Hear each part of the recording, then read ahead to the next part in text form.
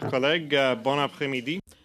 Good afternoon, colleagues, and welcome to meeting number 13 of the Standing Committee on Foreign Affairs and International Development. Pursuant to the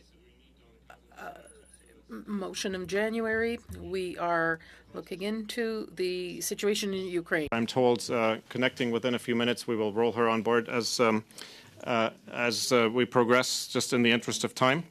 And as always, interpretation services are available through the globe icon at the bottom of your screens.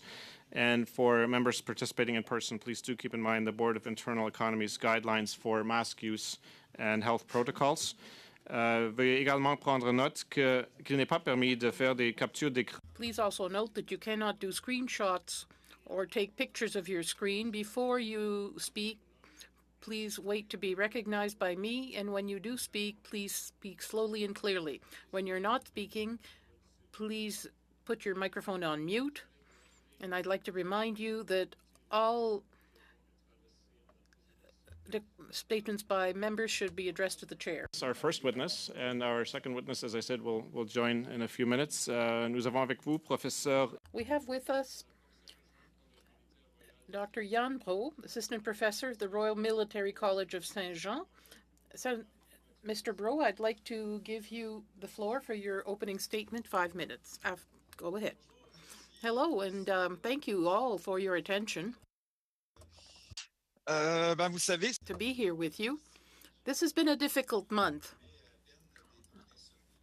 I spent many sleepless nights looking at what's going on before our eyes, this humanitarian disaster, this geopolitical uncertainty that's hovering over us. I'm among those who sees that what's going on will mark the future of the Ukrainian nation, but this is an issue that goes well beyond Ukraine. That may be one of the first points I'd like you to bear in mind as we discuss the situation. We have a lot of very troubling images of the situation. We're very worried and we're sympathetic toward the Ukrainian who want to freely choose their own future and geopolitical future. We're horrified by the armed aggression by a regime which until recently could be characterized as authoritarian, but in the past few weeks, it's becoming what is appropriately called a dictatorship. They are tightening down on the media. They've closed social media. The last two free media outlets, La Gazzetta and another one, have closed for good. Shut their doors. There's a drama going on in Ukraine, but there's another one for the future of democracy in Russia.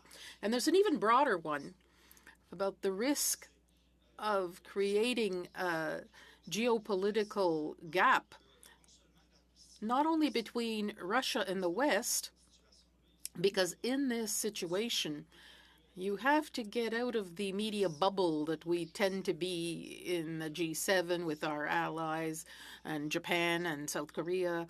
We are in agreement on the wave of sanctions towards Russia, but I am among those who are worried about the fracturing of the international order, seeing the lack of support for Russian dissidents, and we're supported by our colleagues in Eurasia, in Latin America. We saw this at the UN General Assembly. We are very pleased to see that 140 states are against the Russian attack, but there are many abstentions by people who didn't show up for the vote.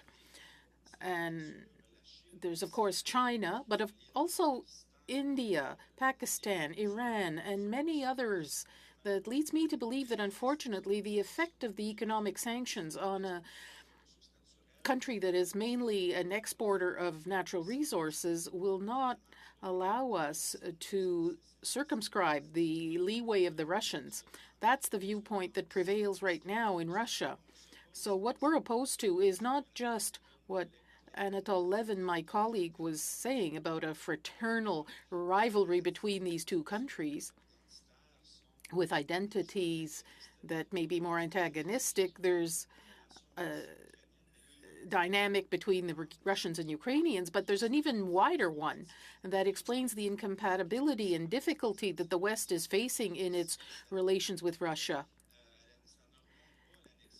That's not necessarily something that just goes back to the annexation of Crimea. It goes back to the Orange Revolution in Ukraine, which had denounced Western interference in Ukraine's internal affairs. I'd say it even goes back to the year before that. To my mind, the turning point in the fracturing of relations with Russia was 2003, when the owner of what was the biggest oil company in Russia, Ukros, who was imprisoned.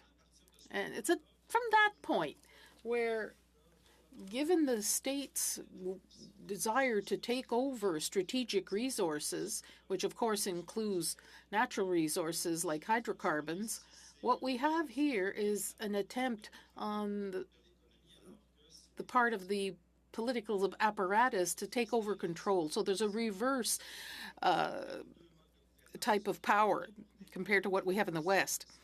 There's also China, Iran, and many other countries like that that want to play according to different rules.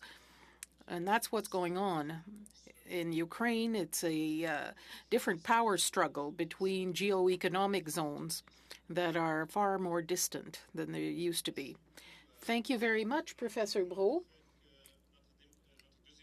Our second witness has not connected yet, so what I'm proposing is that we start our round of questions, and after that, we'll continue with her when she arrives. I'd like to point out, as always, that you have 30 seconds left with this yellow card. Colleagues, with Mr. Chung for 6 minutes. Mr. Chung, go ahead. Thank you. I believe the second witness has just appeared. Yeah, just joined. Okay. So perhaps you could hear. That is good timing. If we can just do a very quick sound check, perhaps, and then we will ask Professor Dixak to present her next. Hello, can you hear me? Yes, we can hear you. Beautiful. Thank you. I've just had a little bit of a technical issue getting here, but I'm very delighted to be here. I'm sorry I've missed the beginning, so could you just fill me in where we're at? Yes, Professor Dixak, thank you very much. It's great to have you. Welcome aboard. We are just at the point now where our first witness has presented his opening remarks, and we'll pass the floor to you momentarily. I was just saying that I will signal in the course of our discussion with this piece of paper when 30 seconds remain in testimony or questioning time. And perhaps just looking ahead in terms of infrastructure and IT challenges, if you could keep your mic as close to your mouth when you're speaking as you have a portable mic, that will assist interpretation services greatly. And without further ado, I will give you the floor for your opening remarks for 5 minutes, please. Go ahead. Thank you very much. Today is day 36 of Russia's unprovoked military aggression against Ukraine. This has been the 36 most difficult days of my life. This has compared nothing to the 36 days Ukrainians have faced in these 3 days. They have been doing an unbelievable job, but they need more help. This is a David and Goliath struggle. Ukrainians have impressed me and the world in how they have been defending themselves, but they cannot win this war alone. It would be as if the United States attacked Canada, no matter how brave and well-equipped and powerful Canadian soldiers are. There's no way they could withstand an assault from a superior military force. Canada has a very important role to play in this, both as an independent actor and as part of a coalition. As everybody on this committee knows, Canada and Ukraine have a special relationship which goes back 30 years. In 1991, I was working as a journalist in Ukraine, and I remember being in the room in December when then Canadian representative to Ukraine, the Chargé d'Affaires, the Honorable Nestor Gajowski, walked into the room and read the telegram where Canada announced that they recognized Ukraine's referendum, welcomed it as an independent country, And I felt so proud at that moment as a Canadian of Ukrainian origin. And I would really like to feel that pride again. What we've seen over the past 36 days and more is the international institutional infrastructure that was created at the end of World War II is not functioning. It is not able to stop the war. And this is the time for new ideas. I've been often thinking about our previous Prime Minister, Lester B. Pearson, who came up with the idea of peacekeeping forces and resolve the Suez crisis. It's one of those moments in history where we need to come up with new ideas. In the various media interviews that I've been doing over the last while, I keep being asked about what do I think about Canada's role and how Canada is doing, and that's what I'd like to speak to. I would like to use Ukrainian President Zelensky's words. I think many people on this committee were in the House when he addressed you through live Zoom link, and he said, Canada, thank you so much for everything you're doing, but we need more help. So I would like to focus on 5 issues where I think Canada is doing well, but could be doing more: diplomacy, military, economics, humanitarian, and information. So I'll start with diplomacy. Overall, again, I think Canada has done a very good job. It has been coming out with statements in support of Ukraine, criticizing the war in Russia. I think where Canada could take more of a role is in the peace talks, because the way this war is going to end is in part through negotiations.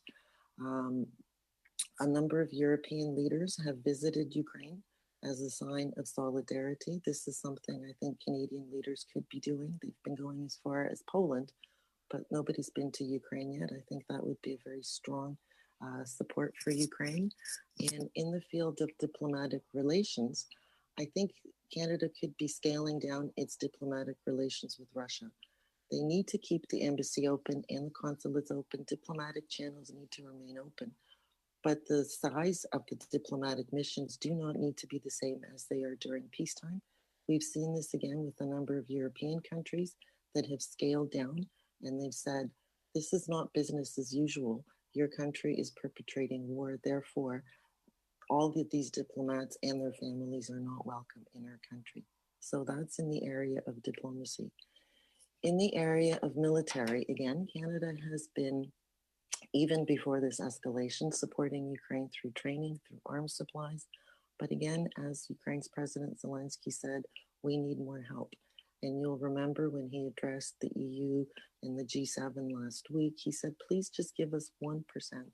NATO of 1% of what you have would really help us.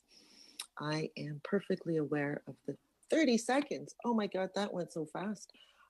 Okay, economic sanctions focus on the energy sector, in the humanitarian sector. Please give healthcare to people, the refugees who will be coming. And on the information front, please be aware of the language that are used. There's been a huge improvement. It's not the Ukraine, it's Ukraine.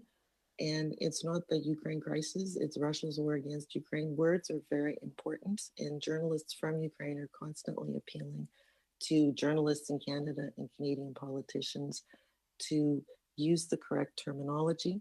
And I've been racking my brains for new ideas. I think it's time to set up a task force, all the brains in Canada, to come up with new ideas of how to end this war and future wars. Thank you very much for your attention. I'm sorry I went a little over time. Thank you. Thank you very much, Professor, for being with us and for your testimony. We'll go straight into round 1 of questions. Mr. Chong has the floor for 6 minutes. Please go ahead. Thank you, Mr. Chair. There was a reference to economic issues as one of the 5 points from our witnesses, and also a reference from our Mr. Bro about the geopolitical situation there. I'd like to ask 2 sets of questions. The first on food security, and then the second on nuclear issues. So, synthetic nitrogen fertilizer accounts for about, some estimate, half of the world's crop production. There have been suggestions in publications like Nature that without the synthetic nitrogen fertilizer, we can only really feed about 3.5 billion people on the planet rather than the 7 billion we currently feed. And I raise that because Russia is a major exporter of synthetic fertilizer made from natural gas. Russia accounts for about a quarter of the world's global exports of ammonia and about 15% of the world's global exports of urea, both of which are essentially synthetic nitrogen fertilizers. And there are some that say that as a result of this, there could be major food shortages in 6 months. In fact, the United Nations Food and Agricultural Organization just several weeks ago issued a statement saying that food prices could skyrocket up to 22% in the next several months because of these nitrogen shortages. In southern Ontario, where I live, farmers are becoming somewhat panicked about this because much of Ontario's synthetic nitrogen fertilizer actually comes from Russia. And there are sanctions that could be imposed on that fertilizer, which would mean either an unavailability of it or a reduced application of it, which in turn would lead to significant drops in crop yields in the coming months. And so I'm wondering if our panelists could comment on this issue.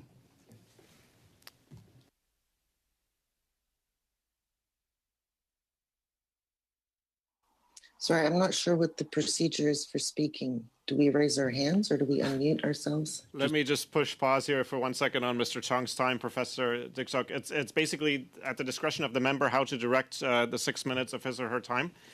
You can respond directly back to them, and they can direct the questions to either or both witnesses. It's their discretion. Yeah, as per the chair's direction, if you feel comfortable responding to it and you've got the background to respond to it, I'd be interested to hear your perspective on it. If not, I'm happy to move on to other questions.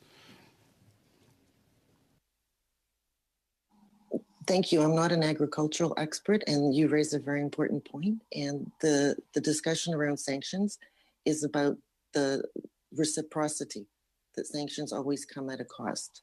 And so we all know that. It seems that one particular item cannot be solely responsible for food shortages. Food supplies are complex, and that particular item that you mentioned, that certainly is something to be concerned about. Okay. The other issue is that Ukraine actually is a major exporter of food. That's right. And Ukraine's capacity to, spring season is coming, and they're being bombed, and their capacity to plant crops and therefore supply the food that the statistic I'd have to look up. Yeah, Ukraine accounts for about 10% of the world's wheat exports, 14% of its corn exports, and about 17% of the world's barley exports. Monsieur Brault, peut-être vous avez quelques commentaires pour ajouter. Mr. Bro, you have a few comments to add to that question? One of the major field on which the power negotiation process that is being played out by Russia, I think they have a view of a long confrontation ahead. It's not going to be solved in the coming weeks and the coming month. So of course we're going to have to expect much higher price. That will lead to terrible food insecurity within the southern hemisphere. So the way it will play out, we don't know yet exactly, but it's something the Russian definitely take into account, and that gives them a sense that they still have lots of leverage against the West in the coming months and the coming years. They expect us at some point to we're under-evaluating the costs of this confrontation, and they think in the coming month we will see the real price, and that the public opinion, which is overwhelmingly supporting the just and the right cause of the Ukrainian, will at some point be challenged. So I'm not in the detail of the fertilizer, but that indeed, don't forget that Russia, USSR was a wheat importer. This country was not able to feed its own population. Now Russia is #1 exporter of wheat, right? I'm thinking also about the situation in Belarus. Belarus, I think, is the second largest exporter of potassium. So the sanction also is concerned Belarus. So it is definitely something that will need to be looked into very much. Well, thank you. And I'll leave my nuclear question maybe for a subsequent round. I'll just note that Russia and Belarus, as you've pointed out, Professor Bro, accounts for 40% of all global exports of potash, one of the three critical fertilizers that are used for crop production. And Russia is 16% of the world's wheat exports, as you've also highlighted. Thank you, Mr. Chair. Mr. Chong, thank you very much. We'll go straight to Mr. Sarai, please, for 6 minutes. Thank you, Chair, and thank you to both the professors. My first question is to Mr. Brill. You were on your own very shocked at the speed or the lack of speed or the resistance that the Ukrainian forces had. I think in March 24th, in an interview, you acknowledged that, and I think all of us were pretty impressed by the Ukraine resistance. Can you share in your opinion as to why and how the Ukrainian armed forces have been able to put up such a strong resistance?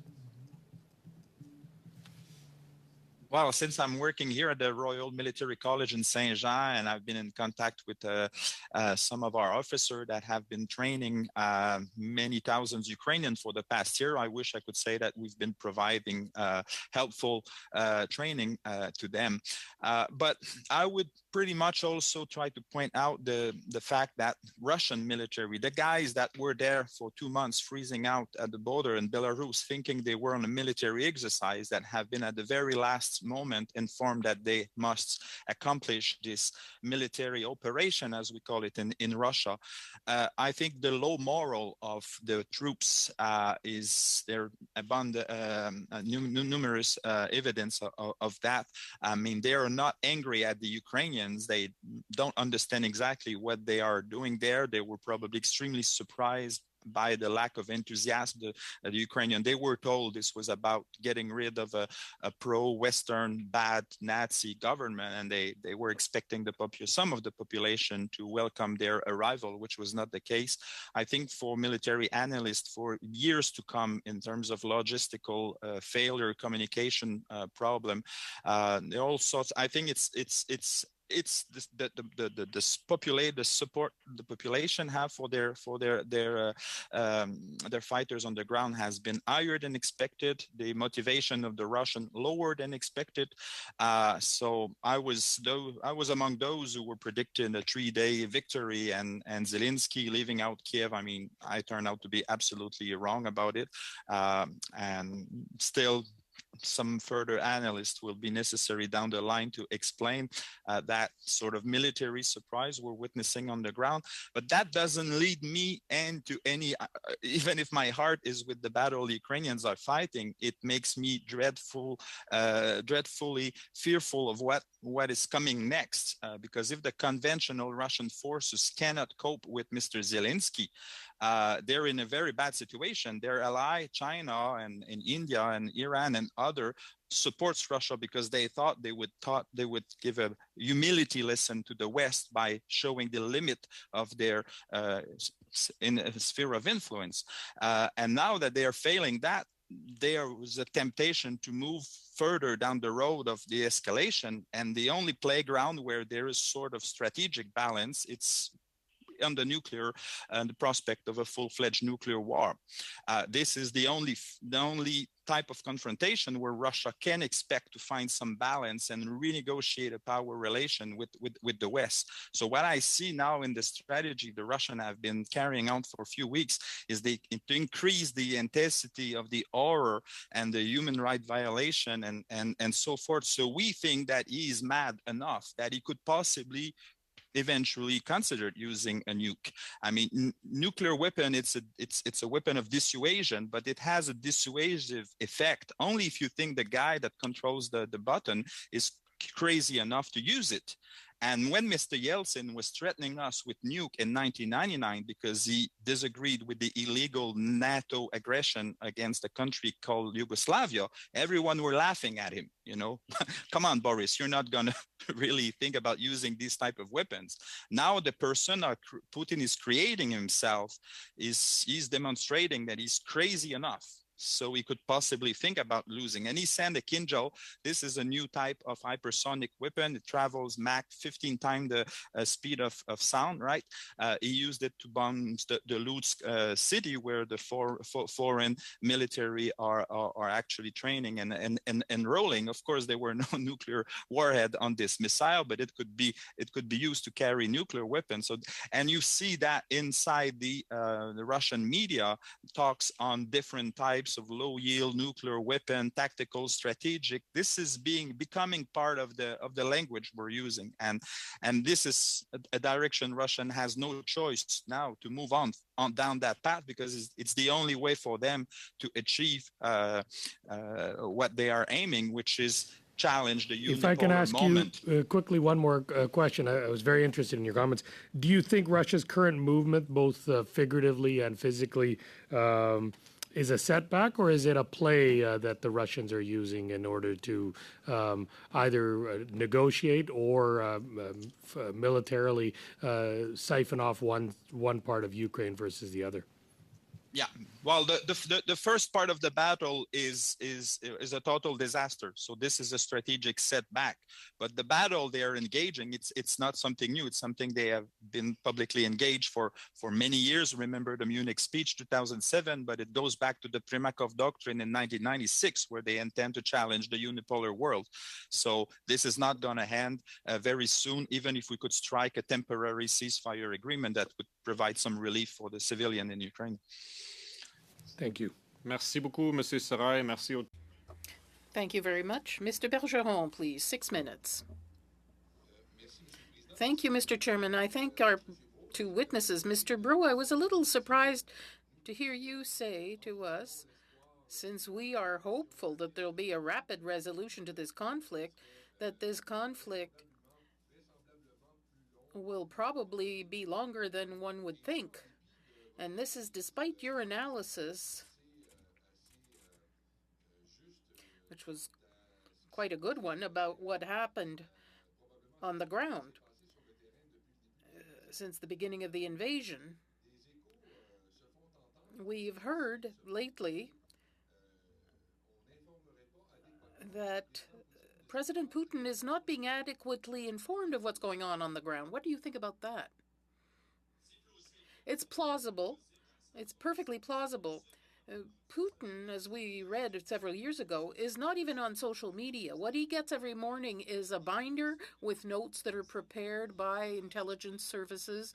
With COVID, we felt that he was more and more isolated. I don't know if he's in a nuclear bunker somewhere and directing everything online. So physically, he's inaccessible increasingly. Were his generals able to give him a picture of the situation, which is not in keeping with reality? I don't know. I am not within their secrets, of course. It's not because we're a professor or PhD that we know exactly what happens in the Kremlin. So take it with a pinch of salt. But there are signs. There was a fifth direction of the FSB that was dedicated since 2008 to the internal situation in Ukraine. And the one directing that section, Mr. Bieseda, has been put under house arrest. I don't know the French term for that. So Putin must be very irritated. There are 7 generals that were killed in action out of 30. That's almost a quarter of his generals, so he's not pleased with what's going on. He's looking around himself for who's responsible. But will that affect his determination to inflict a lesson of humility on the West like he's dreaming about? I doubt it, personally. I like to believe in the fact that we'll have a palace coup, that the oligarchs will get together to get rid of the guy who's having them lose billions of dollars. There's discontent among the military, the elite guard that provides security. So there is some irritation, and he's probably quite nervous. There's a communication problem with Putin, certainly. But where I'm torn between the joy of seeing Ukrainian being resistant in a heroic way and my concern and worry about what will be phase 2 of the confrontation that goes well beyond the theater of Ukraine.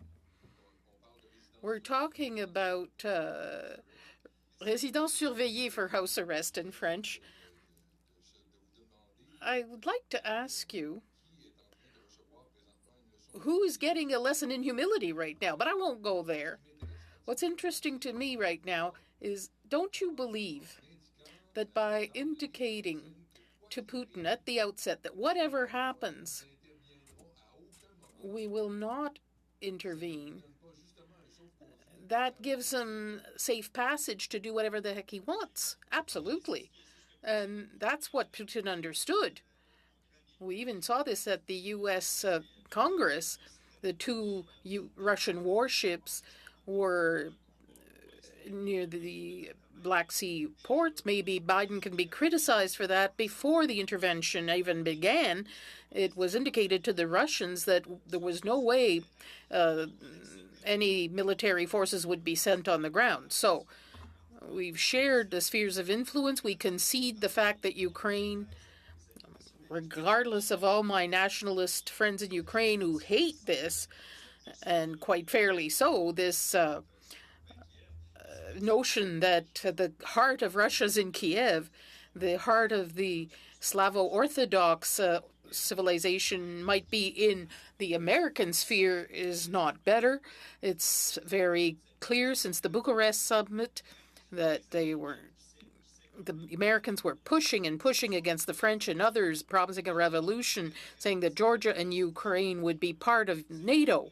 That red line that Putin has mentioned often lately was already been mentioned in 2008. So thinking that Russia was going to stand there with its arms crossed is foolish.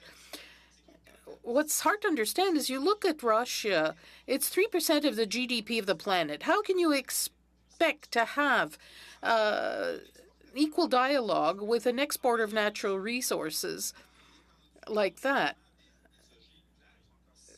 They not only have nuclear warheads, 6,000 or so, they've invested a lot in the past 15 years to develop hypersonic technology that circumvents anti-missile systems, as we have in Poland and Romania, as you know. So they're preparing for this confrontation. They have been for many years.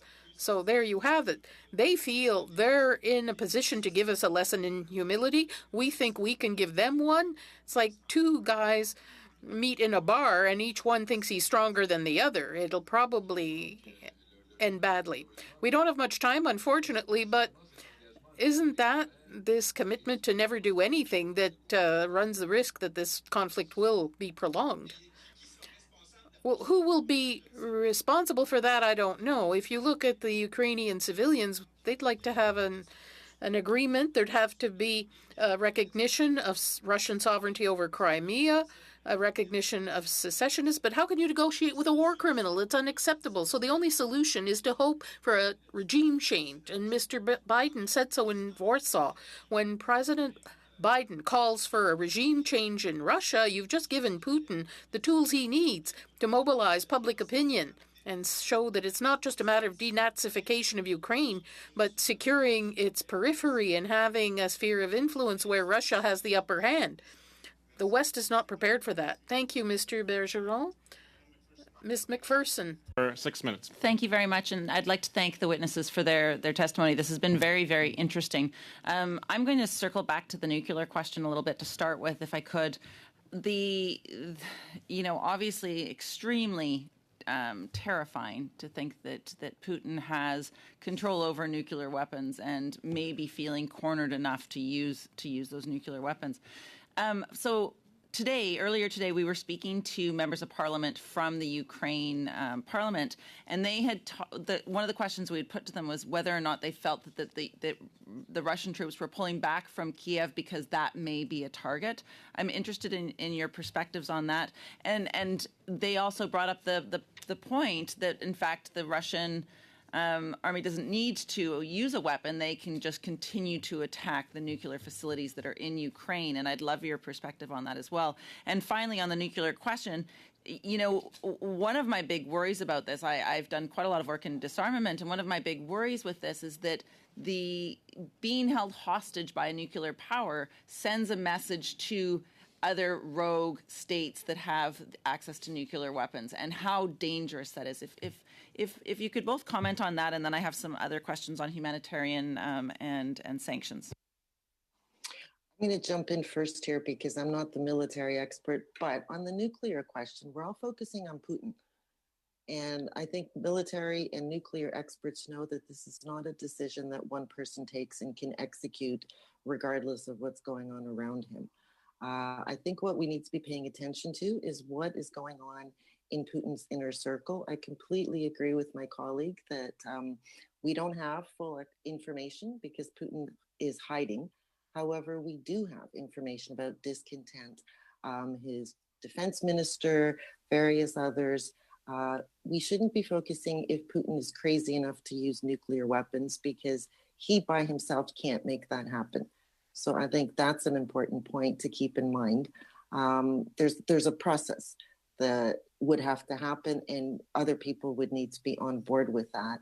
The nuclear facilities, I think everybody read that Russian troops were digging in around Chernobyl, and they were digging trenches, and they started getting ill, and then they started retreating.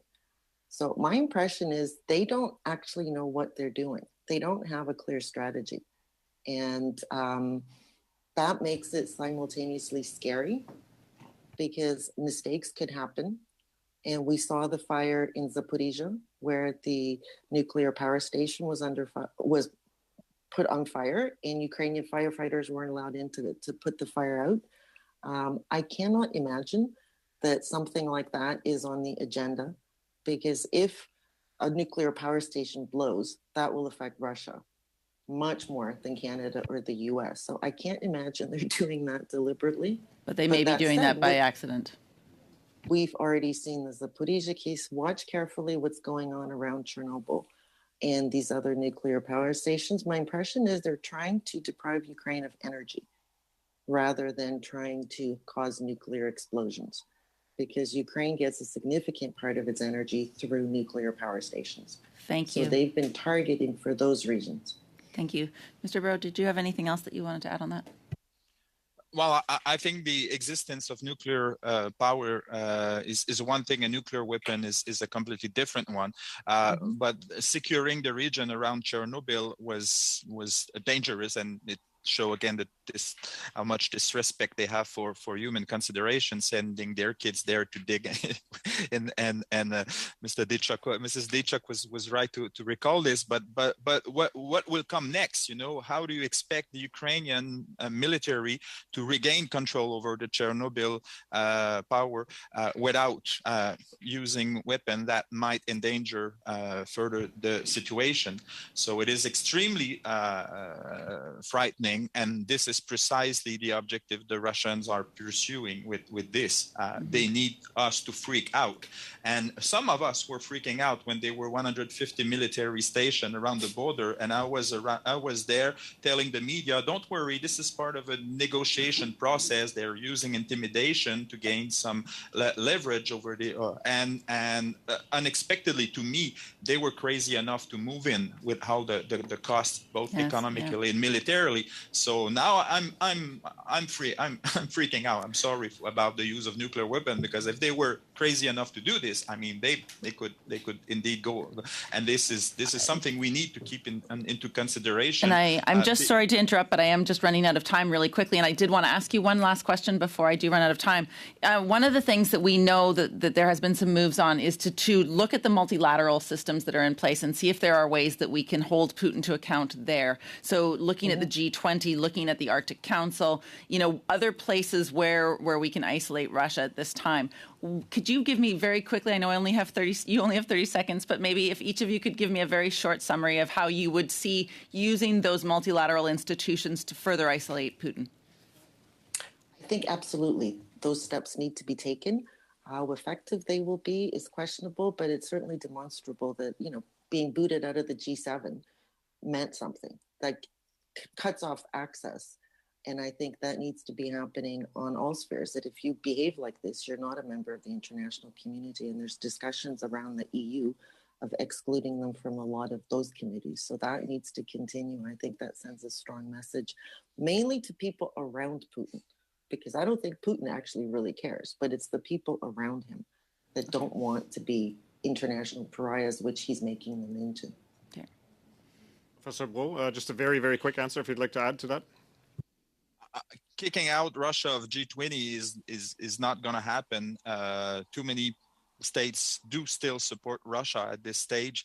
China went far enough to give credits to the thesis that there were some bio labs sponsored by the CIA in Ukraine, and when the issue was brought up at the Security Council of the United Nations, China said this is something that should be inquiry through multilateral mechanism, right? So we could get satisfaction by excluding Russia from multilateral institution, but that's not going to change the global picture we're having right now, unfortunately. Thank you very much, Ms. McPherson. Colleagues, we're at the beginning of round two. What I would propose is that we compress our time frame because we do have a second panel that's waiting for us. And we also, with your indulgence, have a few items of housekeeping to take care of, probably no more than 5 minutes at the end. If it's okay with you that we reduce the allotments in the second round to 3 minutes for the Liberals and Conservatives and 2 minutes for the Bloc and for the NDP, just to get everybody a chance to come in and ask this panel question. 4 and 2, so it's equal proportion? It would take us past, we would have to compromise the second panel, Mr. Genius. I think there's interesting testimony there as well. Let's try it. Inevitably goes a bit past those allotments anyway. For 3 minutes, please go ahead. The floor is yours. Thank you. I'm going to be fast then. I want to ask about the possibility of political change in Russia and kind of linked to that, what the process specifically is around the launch of a nuclear weapon by Russia in terms of what parts of the chain of command are engaged. Russia has a long history of palace coups. I just want to understand the possible scenarios and the implications for nuclear weapons. The chain of command, I'm going to give that to my colleague. The palace coup question, I can take that one. I think as a historian, we've seen Khrushchev peacefully removed from power. I think that would be the best possible scenario. The mechanism to remove him is either assassination or palace coup. I think palace coup is more likely, and we're not going to see it until it happens. Because people who are plotting this coup, again, like as a historian, there were attempts to remove Hitler, which failed, but we only learned about them afterwards. So there may well be something that's happening that we're not seeing. And you would say just we can't assign any probability to that whatsoever, like we have just no... Oh, absolutely. Okay. Oh, I think there is a probability. But we couldn't. I gather from your question that we couldn't begin to speculate about what that probability might be. Well, we won't be able to see it because Right. it's a closed political system. So his Right. opponents, if they're scheming, they're hiding from him and from us. Okay. Can I hear on the nuclear chain of command? Because I want to try to get one more question after that. And I share Professor Ditchuk takes, like everything is possible. But the chain of command, actually, if you want to use a nuclear weapon, you need the approval of three guys, Mr. Putin, Mr. Gerasimov, and Mr. Shoigu, the defense minister. And and this is why Mr. Putin called them earlier. At the very early stage, he had a special meeting with Mr. Gerasimov and Mr. Shoigu, basically asked them to put the nuclear strategic command under high alert.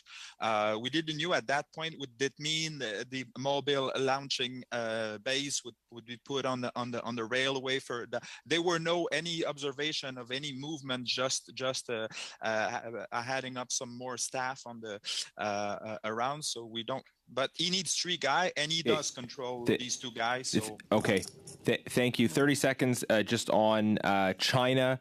What is China doing? What is China's agenda? What can we do to counter Chinese engagement in this situation? China's just waiting to see how it's going to benefit. It's not going to support Russia or oppose Russia. It wants Russia to become weaker, and then it will take over Russia's position in the international. That's what they're waiting for. Why does China want Russia to be weaker? Absolutely. Because they can then fill in that space and they can have a more prominent role. and they're gaining access to cheaper natural resources. China is definitely the winner in this confrontation. I mean, Russia is now stuck with this eternal friendship, as they call it at the start of the Olympic Games. So everything is moving, but China is siding with Russia in this battle against American unilateralism and the call for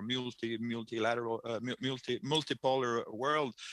So this eternal friendship I don't think Russia and are too comfortable with the asymmetrical relation they're engaged in China. So in the long term, but at the same time, China is laughing because this is what is at stake. If we are trying the West to take both Russia and China at the same time, I mean, we have a problem because we don't have the economic and the military resource to take these two superpower at the same time. Nixon. Thanks very much, Professor. We'll have to leave it there. Thank you, Mr. Genius. Thanks very much, Dr. Fry, please, for 3 minutes. Thank you very much, Chair. I'm going to cut to the chase because there are a couple of things. I'm seeing, as everyone knows, this is a catch-22 situation. You talked about the bar fight, and the guys standing behind Russia are Iran, India, possibly North Korea, and China. Now, these are the guys with the big guns. We are coming to that bar fight with knives, and we only have one guy with gun. And that is the United States of America. Because in the beginning, when the Budapest Agreement was put forward, that took away nuclear power from Kazakhstan, from Ukraine, from a lot of other people. So we don't have any big nuclear powers in Europe. And the second thing that we must look at is, it isn't whether he can press the button or not. It may very well be that these other guys standing behind him, they all have an argument with the West and with the United States, and they all want to prove a point. So he has, at the moment, we are hearing, nobody wants to push him in case he does this. So we're at a standoff here. Nobody wants to push him, and yet he needs to be pushed a little further. Economic sanctions, unless we remove them completely from SWIFT, is not going to work. So what do we have in our armament? I am concerned about nuclear war because I think the last time we came as close as this was during the Bay of Pigs, and were it not for the political will of Mr. Kennedy and Mr. Khrushchev at the time, there would have been a nuclear war.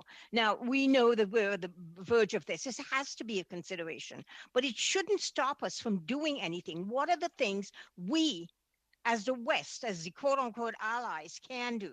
Because you're absolutely right. This is a standoff. And at the end of the day, in the long term, it may very well be that Mr. Putin will not press buttons and that all he really wants is to retain Donbass and Luhansk and Crimea and to kind of get hold of Transnistria, etc. He may just be looking to do that, but he's putting big guns in the front of him to get that done. I agree with you. This is a standoff, and the existing tools we have as members of the international community are inadequate. So that was my point. This is the time to come up with new ideas.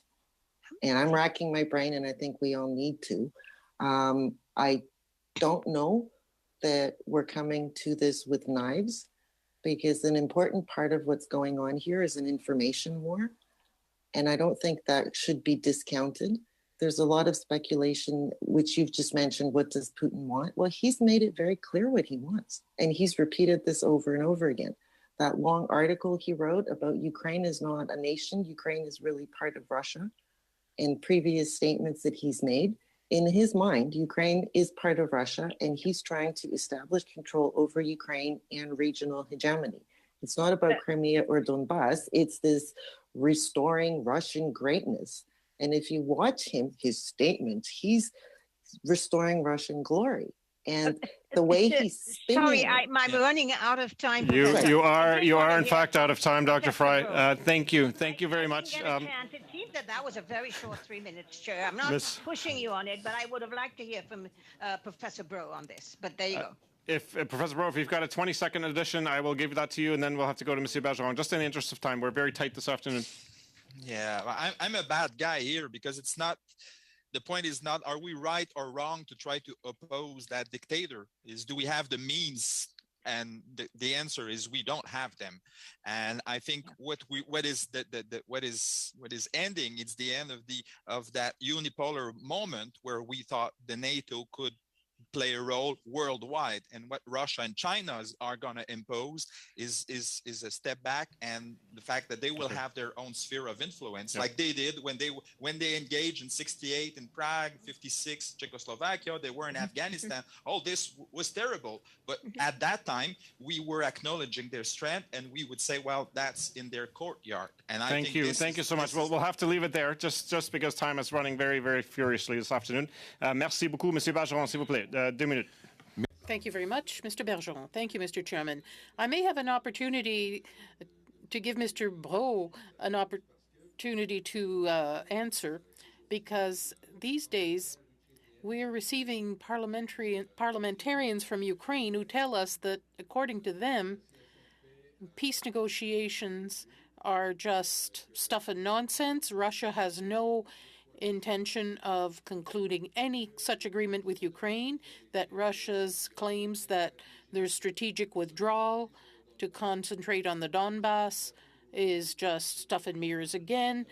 It's just a ruse, that the objective is to grab Kiev. What do you think? Well, I think that right now the discussions are doomed because the Ukrainians are not prepared to make any concessions. My concern is for the survival of civilians in Ukraine, and I would have liked to hear them say, yes, neutrality, the idea that we're members of NATO is not acceptable. We understand that. Why not give the Donbass to them? It's so pro-Russian. That would be still a big Ukraine that could be part of the European economic space, solve corruption, because I'm sorry, Ukraine is not a democracy. They've closed opposition newspapers. A few months before Mr. Zelensky knocked on NATO's doors, there was a fracture with the International Monetary Fund because Ukraine was not sufficiently transparent in its books. So I hope the Ukrainians will do a major cleanup of their government. They're due for that. And for the sake of saving human lives, they should have accepted a few concessions. They're given weapons. They're the victims of our effort, which was to try to reduce Putin's leeway on the international scene. And it breaks my heart. But is it up to Ukrainians to make concessions? I think it's horrible to have to say yes, Mr. Bergeron. But if you want to imagine every kind of settlement to this situation, unless we find another way, that there's a palace coup or what have you, I'd like to have that fantasy, but I don't have it.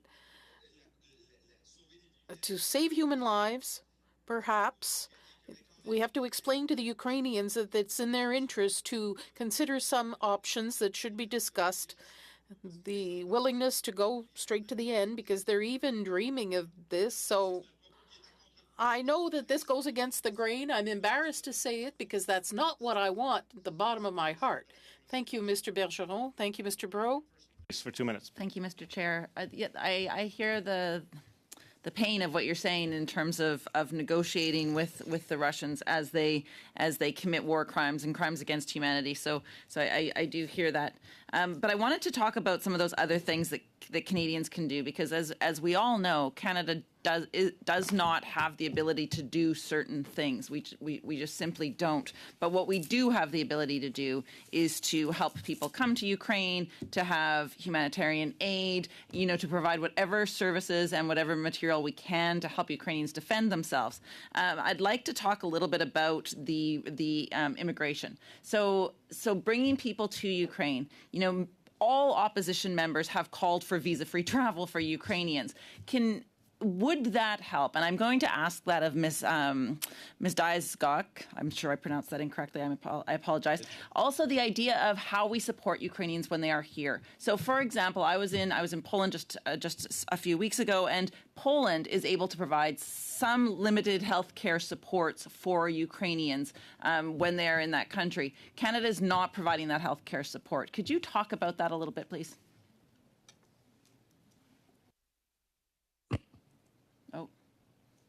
Sorry, unmuted. Thank you. No, that's an excellent question. I just, to my co-expert, Ukraine actually did offer neutrality in the last series of peace talks, and that was rejected. So it's not a question of they're not prepared to do that. They actually did. Yeah. But to the humanitarian question, I think if Canada should look at this in sort of short, medium, and long-term strategy, because right now people are fleeing because they're being attacked. Some people are just looking for a place to shelter until it's over. Others will perhaps want to stay longer. So I think we need to keep in mind that there will be different asks from people who are fleeing. I think healthcare absolutely has to be part of the package. These people are fleeing war. They could be injured. They're probably traumatized. If they've got any health issues, that needs to be part of the package.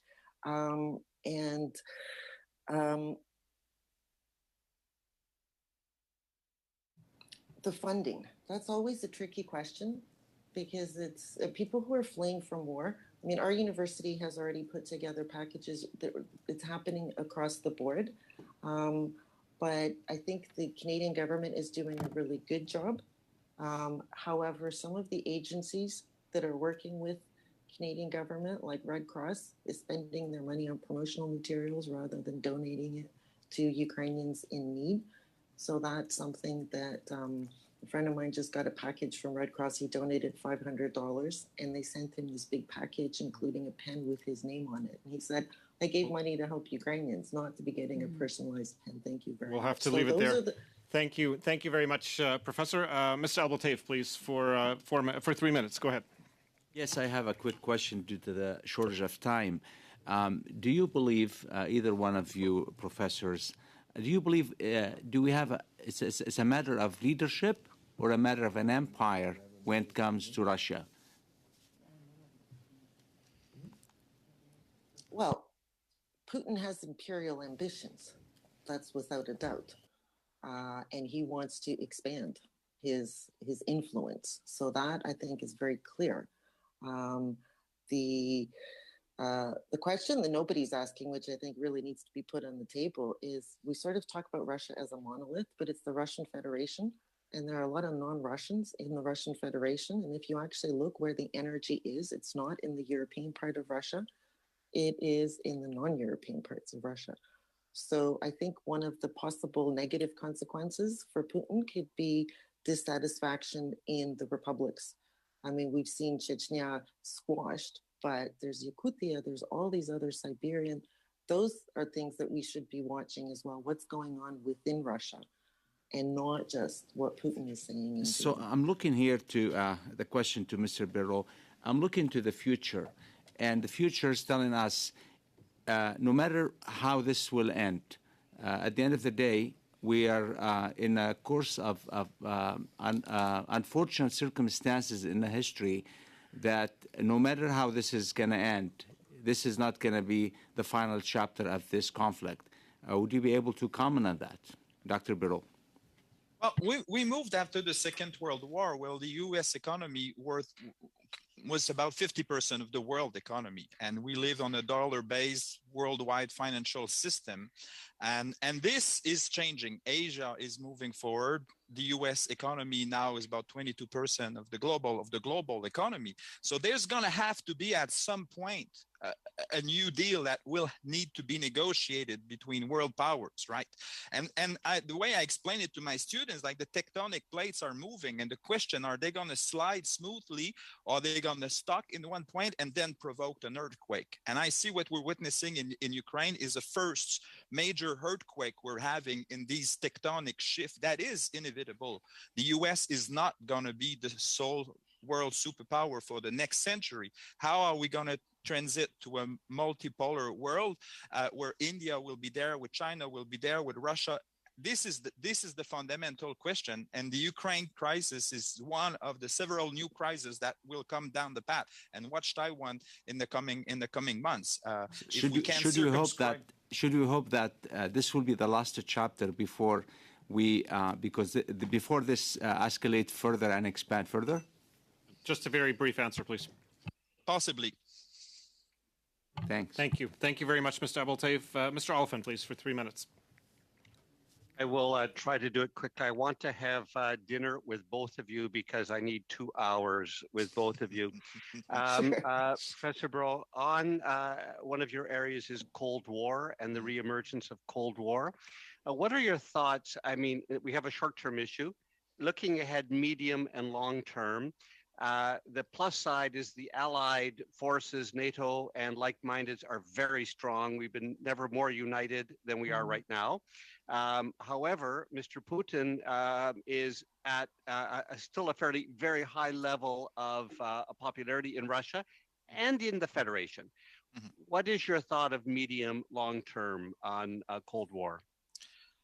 I will give you a depressing answer, but I think the new Iron Curtain is already unfolding in the region, and Putin doesn't care about that. I mean, and this you've been wondering since he came back in 2012 that you could see the coming back of a very conservative ideological stance, where this degenerated sodomite Western is contaminating the soul of this great Slavic Orthodox civilization, right?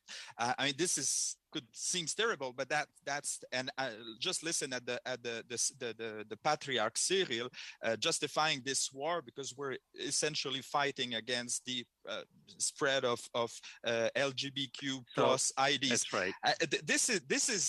We're digging this pretty fast, and for a long while, Russians and Russia was interested in integrating the civilized world and the common house, to use Gorbachev's terminology. I mean, not anymore. Let's have dinner on that later. I think this is going to be something our committee needs to follow up on. Can I jump in on that one? I want another one for you, and it's okay. Because I read a very interesting blog article today by a former BBC journalist, now independent, Farida Rustamova, who has done some interesting work on Putin's popularity. And in the early weeks, there was the disinformation campaign was not launched by Russia the way it came in later. And her article is quite interesting in talking about the tenacity of Putin and how, if anything, the Western sanctions are actually creating a problem of unity among his oligarchs, not disunity. Any thought on that? Absolutely. Good question. Putin's popularity, it's really difficult to get a clear read because it's a non-democratic society. That said, there are public opinion polls. The early ones, when the war was escalated starting in February, his popularity was, before that, was quite low. It went up to 50 to 70%. The last public opinion poll that came out by the Levada Center, his popularity has risen to 85%. 83, yeah. So that is quite worrying. If, again, like we need to take that with a grain of salt, but I think that is an indicator. He, as we all know, has cut down all information coming from outside of Russia. So he is completely controlling the narrative. And he is very good at stoking tropes. The West is trying to humiliate us and so on. And that taps into Russians' feeling of post-imperial loss. We saw this in Britain. We saw this in other imperial countries. When you lose empire, you lose status. And he's tapping into that. And but we don't unfortunately, want to, Mr. Alphen, I apologize. In the interest of time, I hate to do this, but unfortunately, we will have to land it here. Colleagues, on our collective behalf, I would like to thank our two experts for being with us this afternoon. Merci beaucoup de votre comparution, de votre... Thank you very much for your appearance and your testimony. To allow our second panel to come on board and then continue very shortly. Merci beaucoup. Thank you.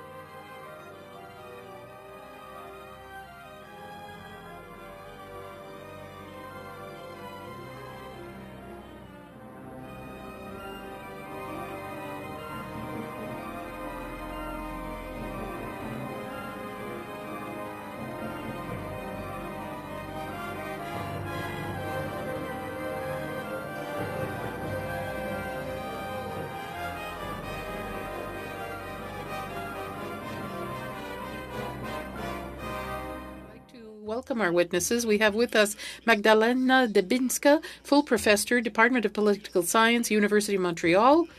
David Snyder, professor of history, Yale University. I will give each of you 5 minutes for opening remarks, after which we will go to questions by members. One more time, we will try to signal when there are 30 seconds left in your questioning or testimony time. I will just hold up the yellow card. Professor Dembinska, j'aimerais vous...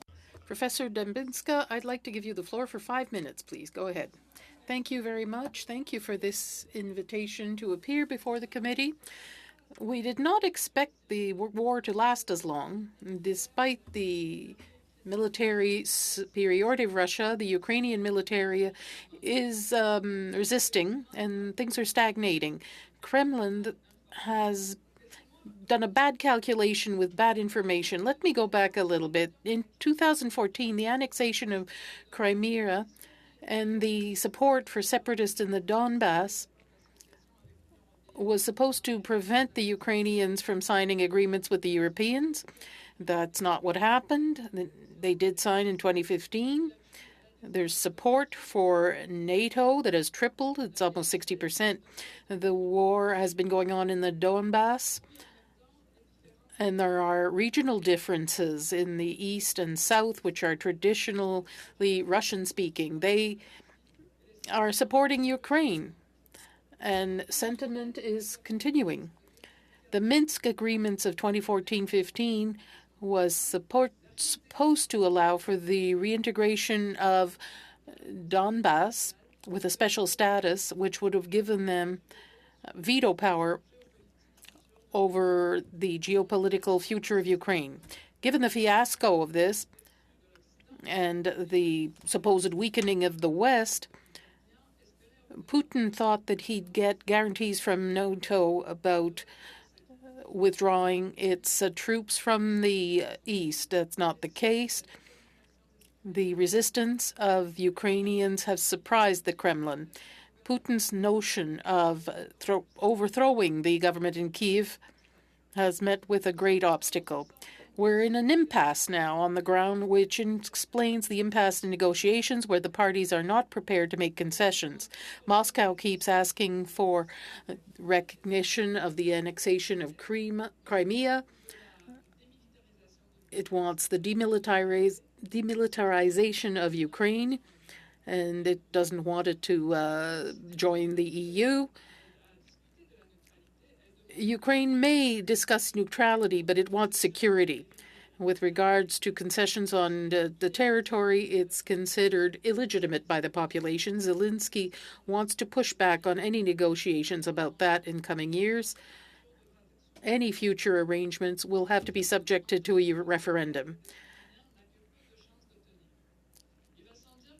It goes without saying that given the human drama we're seeing, a ceasefire is necessary, even if it's not in Moscow's interest to continue this war that has cost it $25 billion since February. Russia has in its interest prolonging the talks in order to gain enough ground to talk about the success of its operation. On the one hand, despite a few successes by the Ukrainian army in the past few days, it's not very likely that they can push back the Russian military from all its territory. By sitting down at the negotiating table, Russia is intensifying the brutality on the ground, trying to break the morale of the Ukrainians and have capitulation. But waiting for this may take too long and be too expensive. Another scenario is now appearing. That was invoked in 2014, partition of Ukraine. Other than Crimea, at the minimum, it would be occupying the east part of Ukraine, all of Donbass, beyond the territory held by the separatists, the port of Mariupol, which is under a very brutal attack. However, that's a more ambitious plan. There's a plan around Odessa, Nikolaev, and Kherson. The Russian forces are trying to install another pro-Russian republic. If Russia advanced in the south and east, it would have a control between the route between Donbass and the Crimea, and it would also have control over part of Moldova. It would have cut off Ukraine from the Black Sea. Where will Russia stop? It depends how much time Russia can gain before there's a ceasefire agreement. So that means they will exercise even more pressure, and that means that we have to have even more severe sanctions to weaken Russia's military capacity. Unfortunately, no realistic scenario provides for withdrawal from Ukraine. I don't like to predict the future, but unless there's a spectacular reversal in Russia for the next years or decades, we'll probably have another conflict, but no peace treaty, because neither Kyiv nor the international community will recognize forced partition of Ukraine. Russia is used to using territory in neighboring countries to advance its geopolitical agenda.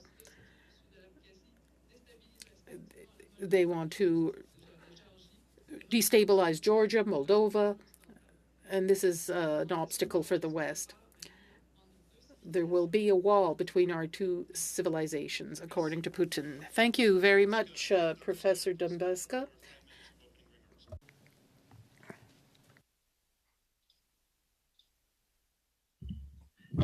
Hey, thank you very much. It's an honor to be asked to testify. After this extremely competent introduction, this tour d'horizon, what I would like to do with my time is just to present a few concepts which I think help to understand the overall shape of what's happening, and then I'll look forward to your questions. As a historian, I don't have any doubt that what we are passing through now is a turning point in the history of the world. But like all turning points, we can't really be sure which way matters are turning. I'll have something to say about that towards the end. I think the concepts that are useful to understand what's happening, the big concepts are four. Number one, the opponent that Ukraine is facing here, the enemy that Ukraine is facing here, can be characterized as an oligarchy. Russia is a state which is characterized by extreme concentration of wealth. The government of Russia can be understood as one dominant oligarchical clan, and we can understand Russia's war against Ukraine as the kind of fantasy that oligarchs indulge in. A second way, a second category, a second classical political term that helps to understand what is happening is tyranny. Mr. Putin is a tyrant in the classical sense of the word. Just as described in chapter 8 and 9 of Plato's Republic, he is separated from useful advisors. He's unable to listen to advice. He's more and more involved in his own conceptions, in which he seems to believe more and more. A third useful concept, I think, which was raised, I believe, in the last panel, is the concept of empire. Not in some kind of vague or metaphorical sense, but in the specific sense of the history of empires, of European empires, as entities which denied that other countries are states and denied that other peoples are nations. A very specific quality of Russia's aggression towards Ukraine is the consistent claim that Ukraine is not a state and that Ukraine is not a nation.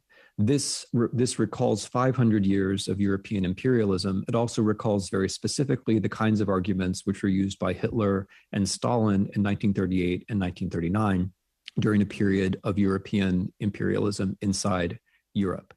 In addition to that, I would note, and here I'm echoing, I believe, what other panelists have said, that we are now in a second stage of the war, where the first stage was characterized by belief in this imperial vision, by the belief that Ukraine would fall in 2 or 3 days. The military operation, as it was initially conceived, assumed that there really was no state or nation that would resist, and that on the third day of the invasion, Putin would already be negotiating with his own puppet regime, and there would be a victory parade. Because that did not turn out to be the case, the Russian military, along with the Russian National Guard and Chechen irregulars and so on, must now try to make the world look like Putin's characterization. So this is now, in a fairly literal sense, a war of destruction or war of annihilation, where the Ukrainian nation and the Ukrainian state have to be destroyed, or at the very least humiliated, so that the world looks like Putin said it looks like. The fourth useful term for me is unreality. So this war is being fought in the name of not just these classical concepts, which are my concepts. It's being fought in the name of Putin's concepts, which are concepts like denazification. So in effect, Putin is fighting a war of aggression in the name of the Second World War. He's fought a war which is to destroy a government, a state, which happens to have a Jewish president, in the name of denazification. So this war is being fought, of course, very meaningfully in reality, where thousands and thousands of people are dying, but it's also being fought in a way in unreality. This is a war to take away concepts. It's a war to unmoor us. It's a war to make the words that we're used to, that we use to sort out the past and think about the future. It's a war to make those words meaningless. So my final word will be about democracy. We talk about democracy a lot, but we are now reaching a stage where the struggle against democracy has taken on an explicit violent form. There have been plenty of anti-democratic movements, and they are winning, but it is not so common that a violent war is fought on this scale, with this scale of destructiveness and with this kind of suddenness, in order to destroy a democracy. And this is not a perfect democracy, it's a real life democracy, but it has the basic attributes of the rule of law, of freedom of speech, thank you, of pluralism. And the fact that it's an everyday normal democracy helps us to explain why Ukrainians are fighting. They're very aware of what losing would mean. It would mean losing their political existence, their civic existence, and their national existence. And so I'd like to close on a note which is perhaps a bit different. I do think that the right way to think about the end of this war is how to win. And winning means not necessarily Ukrainians driving Russians from territory, but winning means Ukrainians doing well enough that political pressure is felt inside the Kremlin.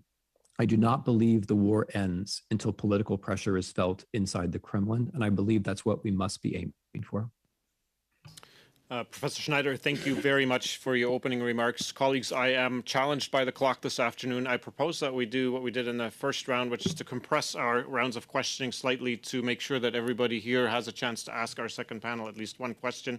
I'm also mindful of the fact that it's Thursday night and that at least some of us are traveling to our constituencies tonight, so I'm not terribly inclined to go late.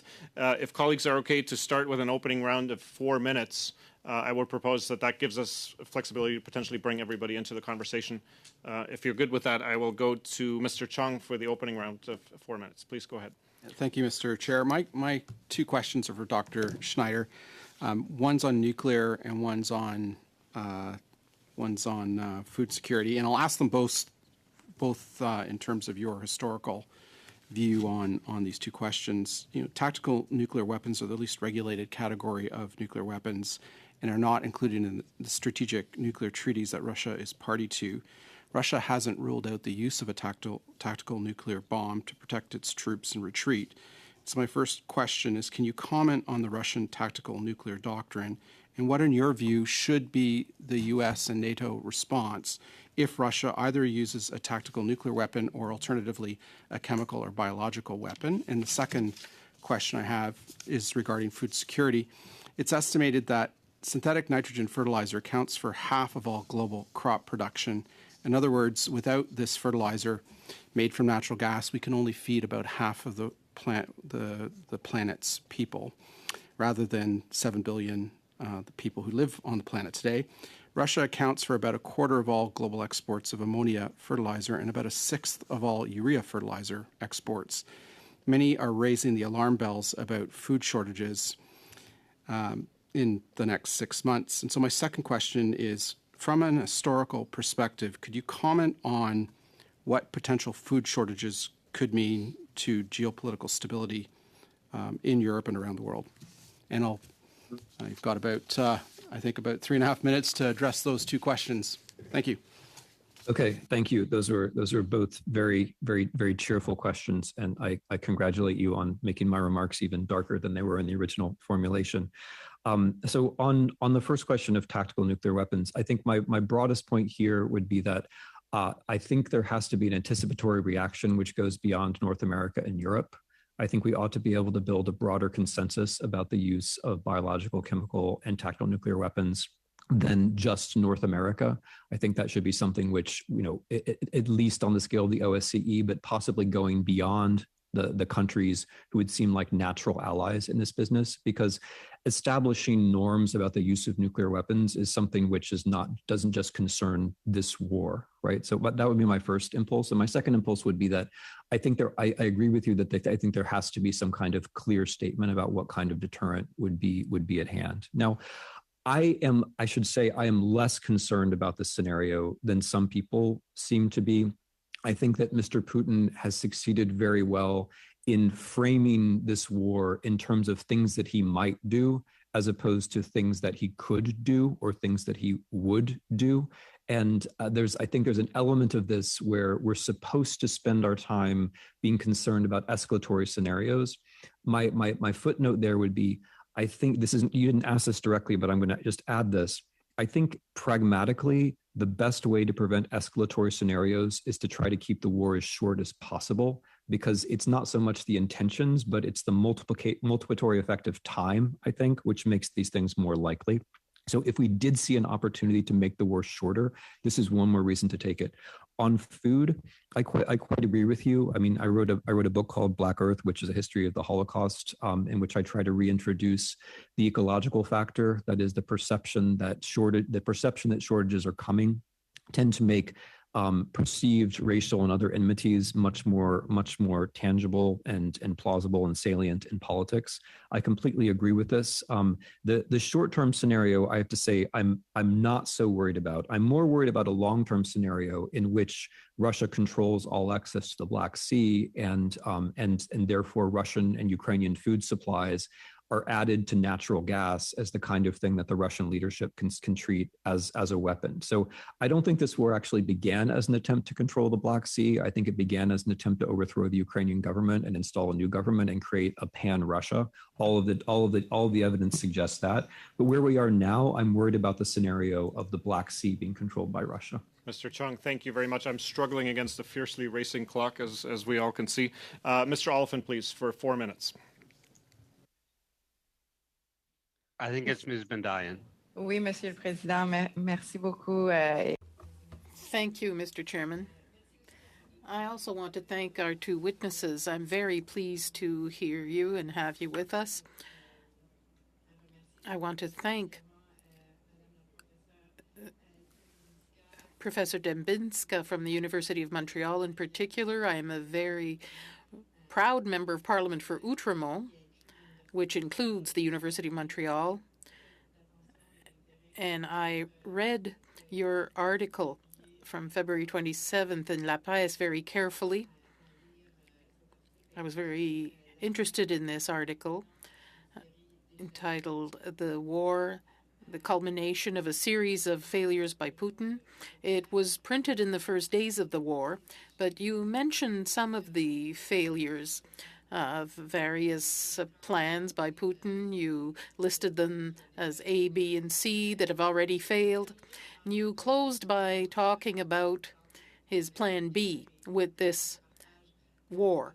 And of course, I share your opinion that Putin's plan was to grab Kyiv and install a puppet government. However, at this stage, this plan seems to also be a failure. So, in your introduction a few minutes ago, you invoked a potential plan E, the partition of Ukraine.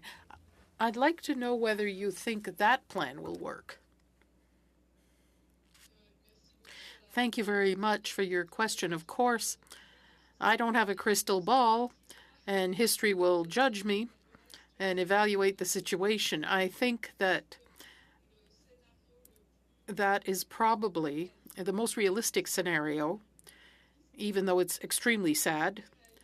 It's the most realistic one. It does give Mr. Putin an opportunity to say, I won, because I control, as Dr. Snyder says, I control the Black Sea. So I'm cutting Ukraine off from the Black Sea, from its important ports, and from natural resources, etc. So I think that, in fact, that is the plan he's trying to put forward. He has to advance as quickly as possible to achieve this. He has to advance his front. That's what he seems to be doing, because in the past few days, that's what we've observed, an intensification of the offensive at Mariupol. But we've also seen plans to install another republic, pro-Russian republic. In the Kherson region, we see pressure in Odessa. So that territory in the south of Ukraine seems to be under great pressure right now. It's important for him to do this before he signs a ceasefire, because normally history shows us, with other conflicts we've seen in Moldova, Georgia, and so forth, that when the ceasefire happens, the line of demarcation for belligerents is where the front stops.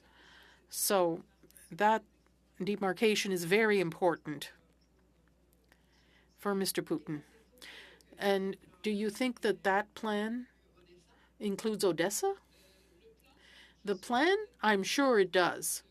Now, whether that plan will be achieved, I'm not sure.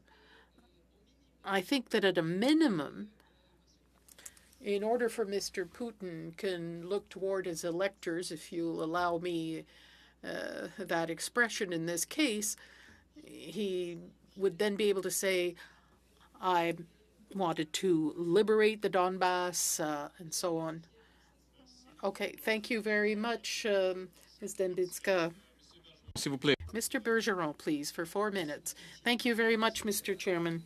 I wish to thank our witnesses for their very enlightening commentary. Perhaps you listened to the first panel we had where they talked about a palace coup. I would have liked to ask questions about that. If you have anything to say about that, please go ahead. You also heard about the fact that the West, in saying that it would never intervene, gave a free pass to Putin to do whatever he wants. So my question, and either of you can answer if you wish, does that give him free pass to use chemical or bacteriological or even nuclear weapons? And my last question, more specifically for Professor Dembinska, given this scenario that you've explained and the fact that Russia managed to create a sort of phantom state in these other states like the Donbass, if Putin decides or manages to go from Donbass to Odessa, he'll go on to Moldavia? Yes, I will answer. I'd also give the floor to my colleague, Professor Schneider. But on that last question, it is possible when it comes to Transnistria.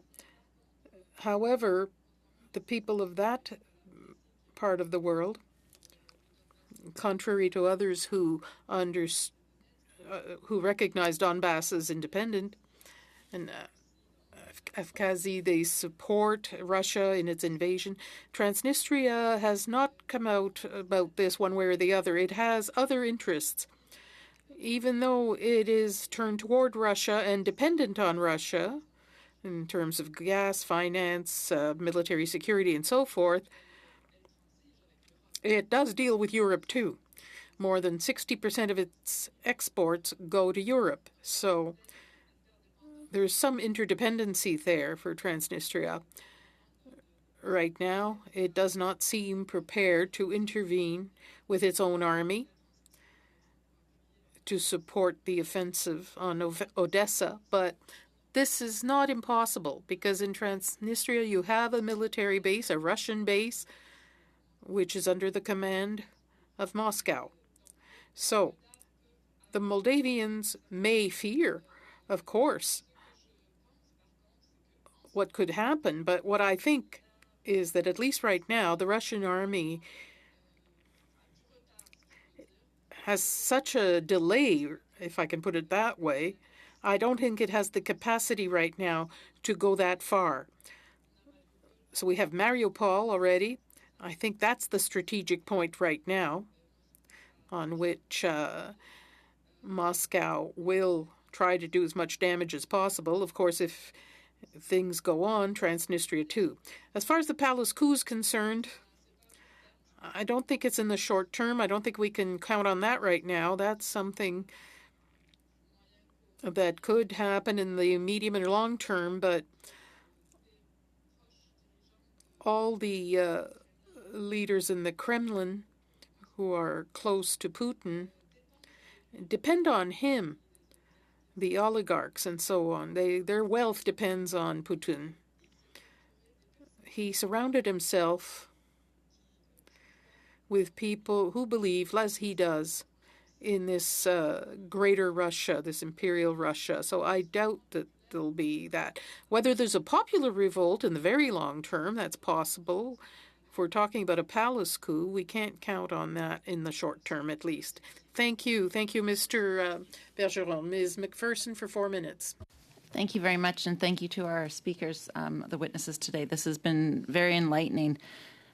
Mr. Snyder, or Dr. Snyder, you talked about the multiplicatory impacts of time, and the idea that ultimately what we are trying to do in the short term, at least, is stop the loss of life, stop the violence that is happening against the Ukrainian people.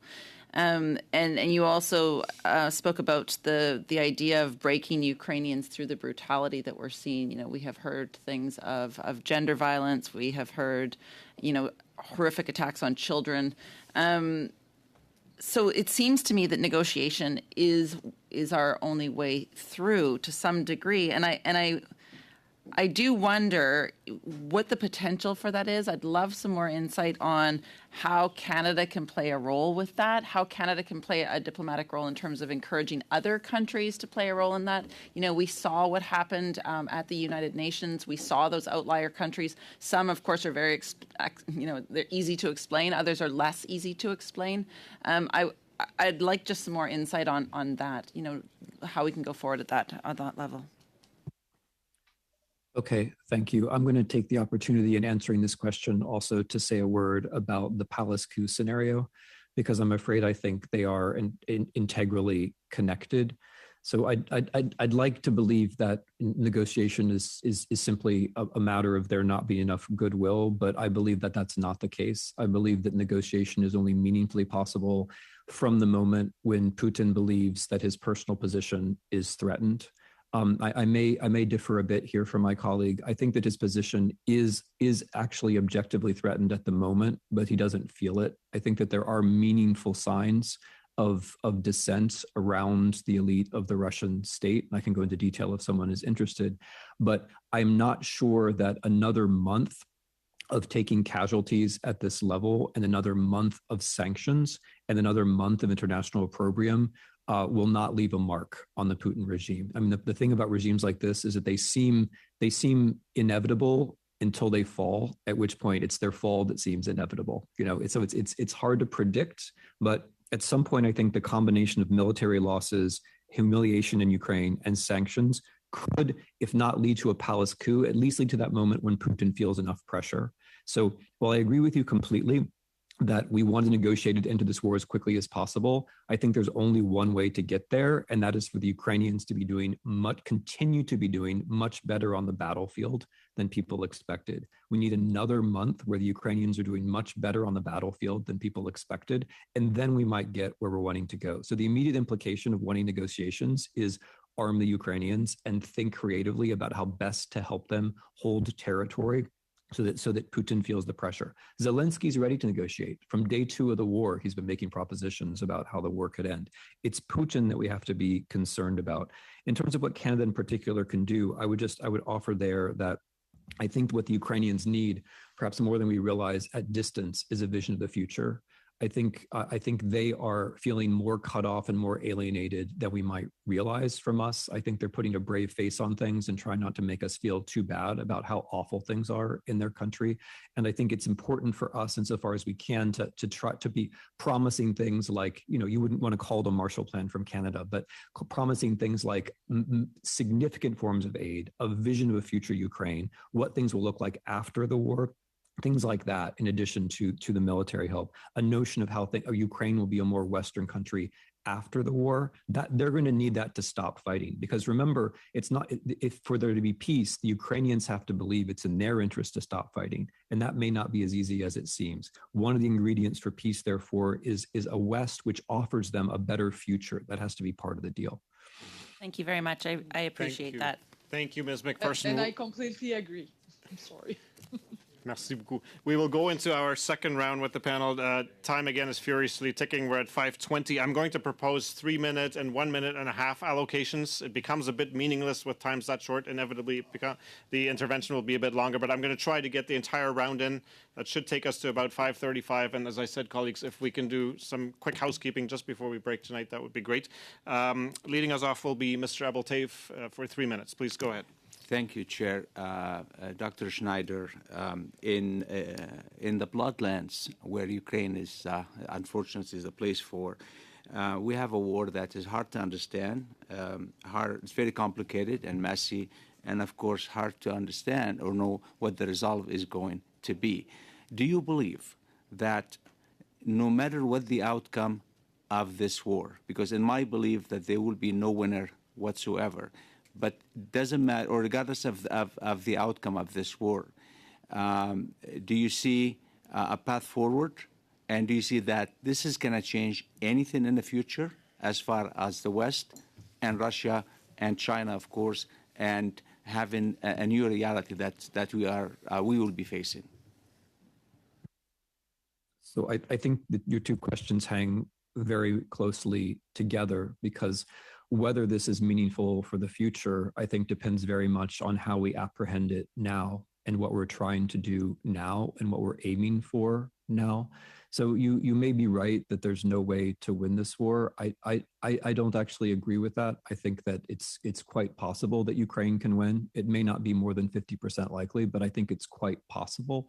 And I think it's important to orient oneself around that possibility. Because if all we're thinking of now at this particular turning point in world history is the continuation of the war or a Russian victory, then we're not thinking of what the stakes are. Because I agree with you, I believe that the stakes for the future are very high, but what the stakes are depend very much on who wins. If Ukraine wins, then we can say, aha, this is a moment when democracies were able to defend themselves. If Ukraine loses, we won't be able to say that. And my evidence for that is, think what the world would be like if Ukraine hadn't fought at all, if Zelensky had fled. We would now be all very depressed indeed about the future of democracy. The fact that the Ukrainians have fought for 5 weeks already puts us in a completely different frame of mind. And my suggestion is that the better they do, the better that we're also going to feel about the future of democracy. In terms of lessons learned for the future, I mean, I would just refer back to the concepts that I said at the beginning, that we are in a world where tyranny is possible. We're in a world where oligarchy is generally dangerous. We're in a world where imperial ideas are once again with us. And I would also mention climate. This war is separated from climate, but as has already been mentioned, this war has a lot to do with natural resources. And you can frame this war as a kind of prelude to what the 21st century is going to look like. If the hydrocarbon oligarchs are in charge, we are going to have this kind of war again and again. The worst climate, if Putin is deriving the way the world is, we're going to have climate change wars the rest of the way. It's symbolic that shelves are falling out, ice shelves are falling off Antarctica while we're not looking because of this war. Putin is a hydrocarbon oligarch. Defeating people like this in a very broad way is consistent with trying to make sure that we have an ecologically sustainable future. So there's an idea of what a big stake of all this is. Mr. Thank you. Thank you. Thank you very much. Mr. Isasi, please, for 3 minutes. Thank you, Mr. Chair. If I could go to Professor Snyder. Professor Snyder, you essentially teased us because at some point you said you will not get into providing us some meaningful signs as to the fissures that are occurring in the Kremlin. Given that most of the commentary we've been hearing has been very general and at a macro level, I would be grateful if you could kindly provide us with some of the signs that you have seen that suggests that that there is a lot of pressure on Mr. Putin, hopefully. Okay, so I had I put this argument in 30 points on my Substack. If anyone knows what Substack is, and so that's my second tease of Canadian parliamentarians today. So here are some of the lines of division. Number one line of division is Putin versus Putin, tactical Putin versus ideological Putin. Ideological Putin clearly has the upper hand.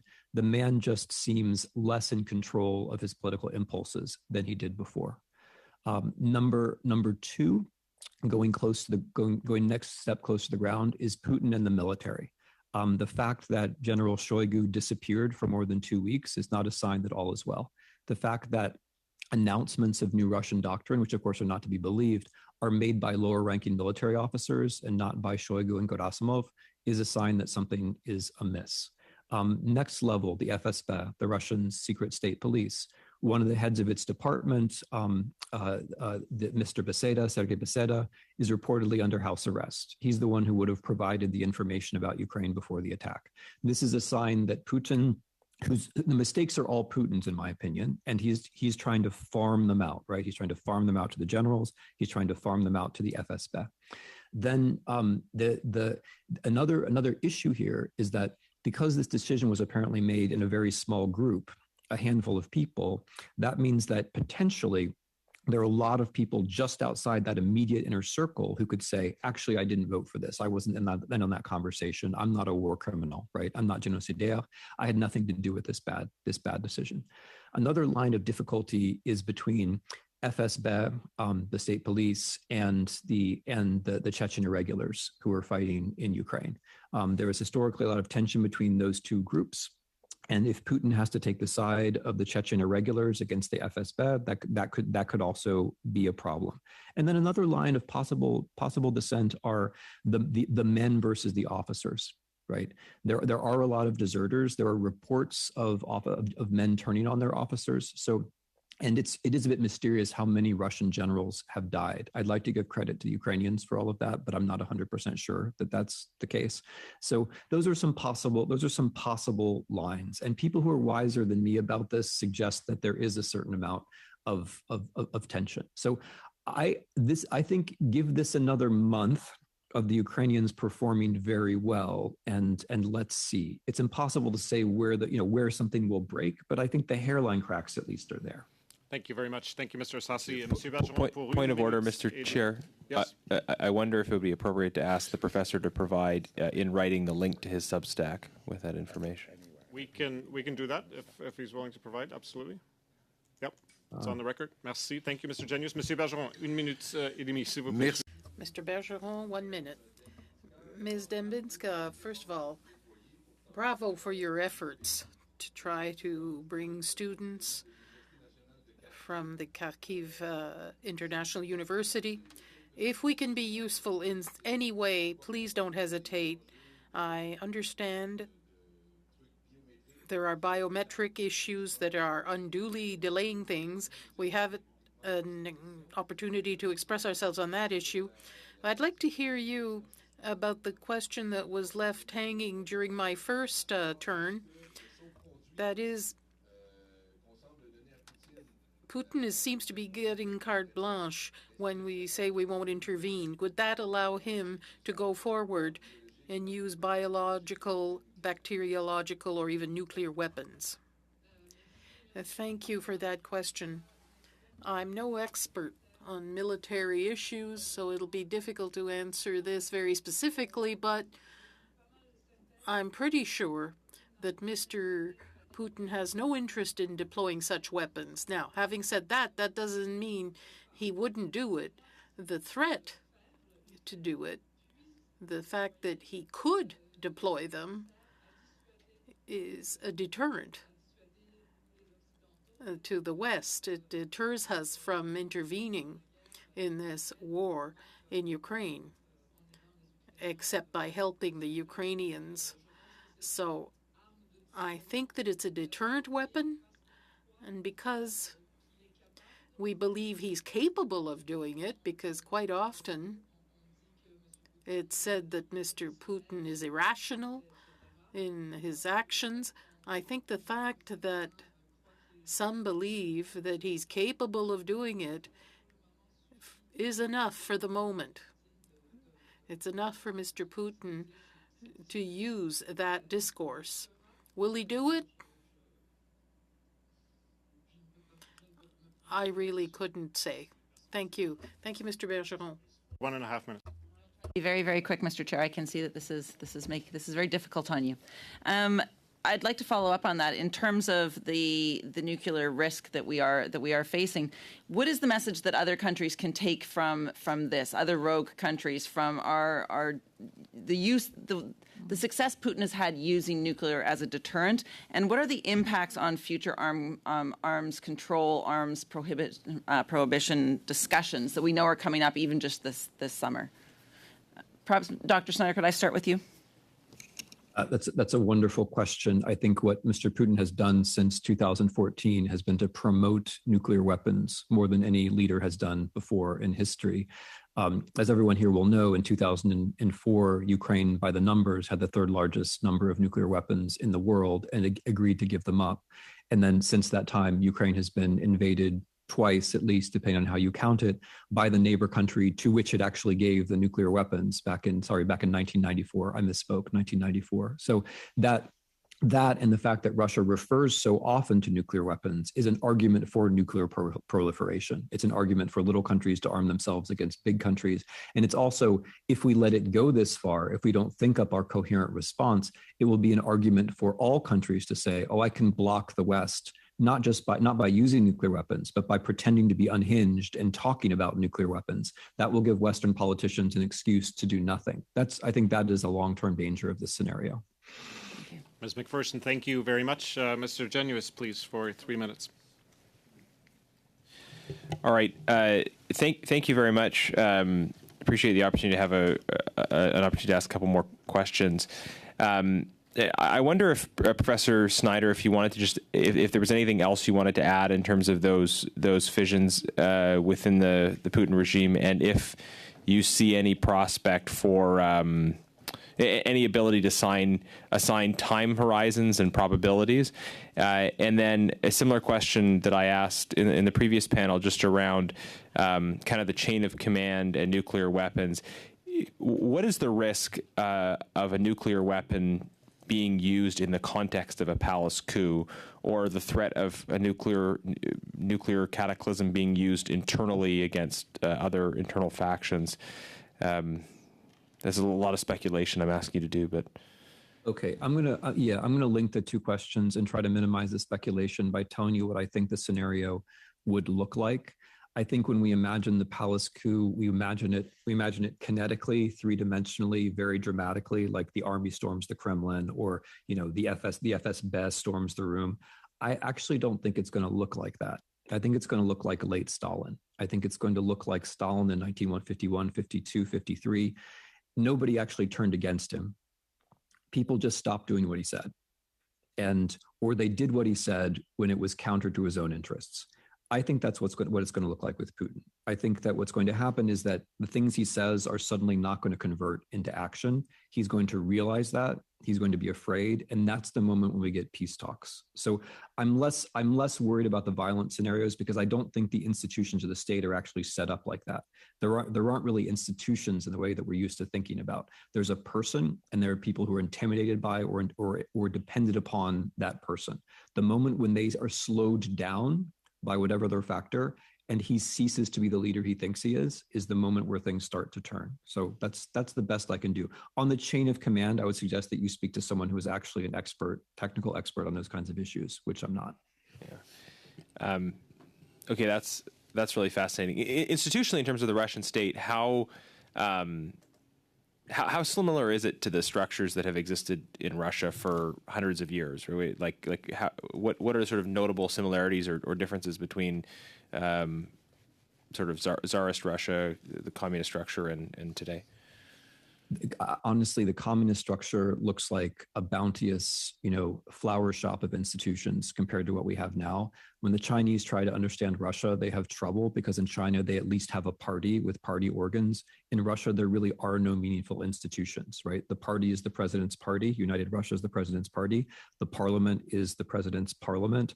And the only institution which meets regularly is his Security Council. And the Security Council is basically there to receive orders from Mr. Putin. So the Russian way of talking about it as power verticals, I think, is more useful than our way of talking about it as institutions. And so I think the way that it all stops is when the people one rung down on the vertical just slow down and stop doing what Mr. Putin says and give him something to think about. Thank you very much. Thank you, Mr. Genius. I'm sorry. Our final intervention this afternoon, Mr. Sarai, please, for 3 minutes. Go ahead. Thank you. Mr. Snyder, this has been very, very interesting on all the facts that you've been giving us.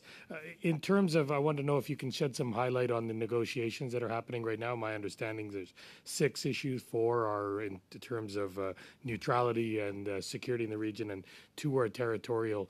Is this a tactic for Russia to just buy time, or is it the end game that Russia has been trying to do all along? I mean, I would be misleading you if I said that I or anybody else in the world were sure about the answer to that question. My own feeling is that Mr. Putin still believes that the big victory is within reach. I think he's mistaken about that, and he'll find out within the next month that he's mistaken about that. But I think from the Russian point of view, this is still a distraction because we think that the big victory is within reach. And I think he still thinks that the fall of the Ukrainian state is within reach. At the very least, something like the Black Sea is within reach. I believe he's mistaken. I don't believe the Ukrainian army will actually allow that to happen. But I think he is still in that mode.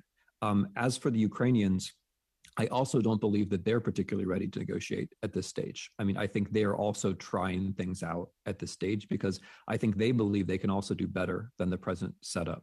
As for the issues, I agree with you. I actually don't think, I think the issues have never really been the problem, right? I think, you and I and a couple of other reasonable people could probably come up with something which involves territory and neutrality and security and end this war. The issue is that Mr. Putin was never actually fighting a war about NATO, right? He was never fighting about that. He was fighting a war to destroy the Ukrainian state. And so now where he climbs down to from that is something which is difficult for us to ascertain, which is why that I think there has to be more of a push on him so that he feels vulnerable before we get into that reasonable territory where we can talk about neutrality plus territory plus security. Because as I say, I don't believe those issues are actually in themselves all that difficult. Zelensky basically from day 2 of the war has been talking about, how these things are within reach. I think Putin still believes he can gain more from war than from talking at the present moment. Lastly, real quickly, on sanctions, we've been reading that some sanctions, they obviously anticipated a level of sanctions. Some say Putin is not actually hearing himself the damaging effects of the sanctions. Can you tell us if there's truth to that and what's the magnitude of the sanctions effect on the regime itself?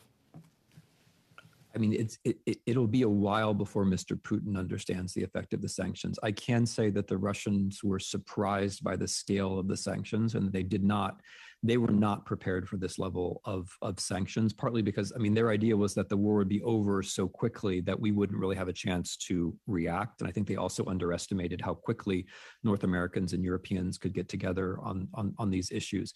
I think it's affected the Russian economy quite significantly. And again, as with many other things, I think a month from now, it's going to be more significant than it is now.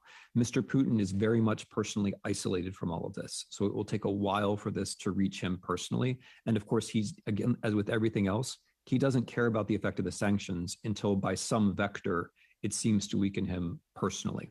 So the Russian economy is going to look quite bad for a while before it becomes a factor that Mr. Putin actually takes into account. That's not a reason not to sanction. From my point of view, it's a reason to sanction harder and more, and to try to help the Europeans get away from Russian natural gas and hydrocarbons in general as quickly as possible. Because I think the only way to end this war is for Mr. Putin to feel the pressure. So I would like to avoid this stagnation paradigm where we say, okay, there's nothing else we can do. We just have to stagnate for a while. I think we have to give the Ukrainians as much help as we can so that a month from now we can have a conversation about ending this war. Thank you. Thank you very much, Mr. Sarai. Colleagues, collectively, I'd like to thank our two expert witnesses for their time with us this afternoon, for their insightful, tremendous testimony. Merci beaucoup de votre comparution, de votre... Thank you very much for your appearance and testimony. It's very much appreciated. Colleagues, if I can keep members back just for a few minutes. Mr. Chair. Mr. Chair. Yes, please, Mr. Oliphant. If you could just indulge me for 5 seconds. If we were in an old-fashioned meeting, I'd go back to the witnesses and shake their hands and thank them like we always did. I just need to mention to Professor Snyder that even though you probably sometimes think you're just writing out to the universe, you have been a tremendous guide all the way through this conflict for me. From that very important lecture you did on the history of Ukraine. It was about 17 hours long, I think, but I listened to the whole thing and I would commend it. I am a subscriber. I would commend it to our whole committee because you've been a tremendous help Mr. Oliphant, to me to understand. thank you. Mr. Oliphant, thank you very much. There are others here who very much would like to express the same view. In the interest of time, I will pass that to you, Professor Schneider and Professor Dembinska collectively. Please feel free to disconnect. I will keep colleagues just for a few more moments, hopefully to do some housekeeping. Merci encore une fois. Thanks once again. Have a good evening. A couple of things with respect to next Thursday's meeting. There's been agreement by the whips to cancel that meeting in favor of budget day. That's the first point. Mr. Chung. I move that next Thursday's meeting be canceled, and I move that the committee adopt the budget of $2,675 for the study of human rights in repressive states. That is very helpful. I don't know if we need the first motion, but it's on the floor, and thank you for it. And the second motion as well. Any opposition? I thought you just supported the budget of April 2nd. Seeing none, thank you very much. Two other motions that I need. Could I get a motion, please, that we meet tomorrow informally with Ukrainian parliamentary delegation? So moved. And secondly, that we meet on April 7th with Mr. Filippo Grandi, United Nations High Commissioner for Refugees. So moved. Both motions on the table. Any opposition? Seeing none, they are passed. Thank you very much. Third and final point from my side, there have been consultations with the vice chairs with respect to our work on Monday. Monsieur Bergeron, s'il vous plaît. The two options were vaccine equity and the Strait of Taiwan. I think on a plurality basis, the preference was to start with vaccine equity. That does not mean we will not study, of course, the Strait of Taiwan. It will come at a subsequent meeting. Just wanted to put that before colleagues so that the clerk can begin inviting witnesses. Monsieur Bergeron, parole à vous. Mr. Bergeron, just a question of clarification, Mr. Chairman. I understand that we authorized a meeting on April 7th. We just heard that the whips had decided to cancel meetings on the 7th. Formal meeting is canceled. The regular formal meeting is canceled, but the meeting with Mr. Grande will proceed. I think it's in the morning, 9 o'clock in the morning. It's an informal meeting, not related to the schedule of the committee. Thank you very much, dear colleagues. Thank you. We'll stand adjourned until the next meeting.